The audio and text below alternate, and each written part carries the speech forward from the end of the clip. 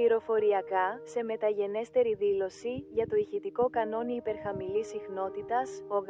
Γιόλβας δήλωσε τα εξής: η εφεύρεση εξετάστηκε από την αρμόδια επιτροπή του Υπουργείου Εθνικής Αμήνης, η οποία προς έκπληξη μου, αποφάνθηκε ότι η πατέντα δεν θεωρείται απαραίτητη για τις ένοπλες δυνάμεις, δίνοντας μου την άδεια να την αξιοποιήσω κατά την κρίση μου.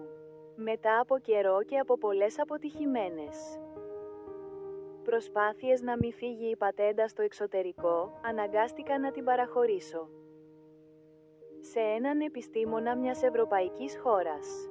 Μου έδωσαν τότε 2,5 εκατομμύρια, ενώ υποχρεώθηκα να υπογράψω μια δήλωση τιμής να μην αποκαλύψω ποτέ σε ποια χώρα παραχώρησα την πατέντα αυτή. Ύστερα από λίγο καιρό, η χώρα που πήρε την πατέντα κατασκευάστηκε ένα από τα τρομερότερα μυστικά όπλα, ένα κανόνι 8 μέτρων μήκους, το οποίο μπορεί με ένα πάτημα ενός διακόπτη να κόψει στα 2 ένα αεροπλανοφόρο. Ταυτόχρονα αξιοποίησαν την επινόησή μου στην κατασκευή ιατρικών συσκευών που διαλύουν με υπόηχους τους λίθους των νεφρών και της χολής και σε πολλές άλλες εφαρμογές χρήσιμες για την ανθρωπότητα. Είναι Έλληνας και γεννήθηκε στη Θεσσαλία το 1920 πριν ακόμη πάρει το πτυχίο του μηχανολόγου και του πυρηνικού φυσικού, πήρε το πρώτο δίπλωμα από το Διεθνές Γραφείο Εφευρέσεως στην Ελβετία με την υπογραφή του Αϊνστάιν για την πρωτοποριακή θεωρία του πάνω στη σύνδεξη της ύλης και τη φωτοδέσμη πλάσματος. Συνεργάστηκε πολλά χρόνια με το ΚΕ Δημόκριτος, την NASA και το ΝΑΤΟ. Πρωτοστάτησε στην ίδρυση του Στρατιωτικού Κέντρου Επιστημονικών Μελετών και του Εθνικού Ίδρυματος Ερευνών. Από το 1955 δημιούργησε ένα δικό του πυρηνικό εργαστήριο και το Κέντρο Επιστημονικών Ερευνών στην Αθήνα. Το 1954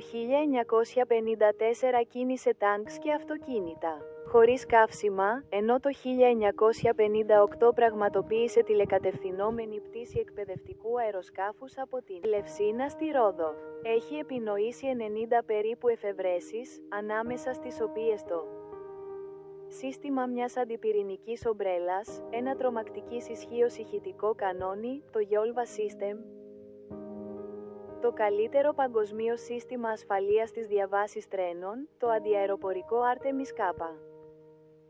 Α με τόνο, είναι ο κατασκευαστής του μεγαλύτερου τελεφερίκ στον κόσμο, Αιθιοπία, και ο άνθρωπος που γιάτρεψε τον ΟΤΕ από τις λιποθυμίες των τηλεφωνητριών.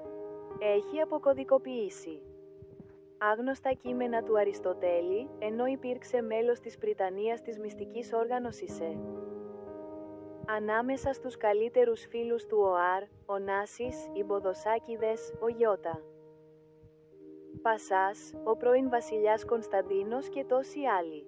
Είναι μια αναμφισβήτητη διάνοια που το ελληνικό κράτος άφησε να πάει χαμένη.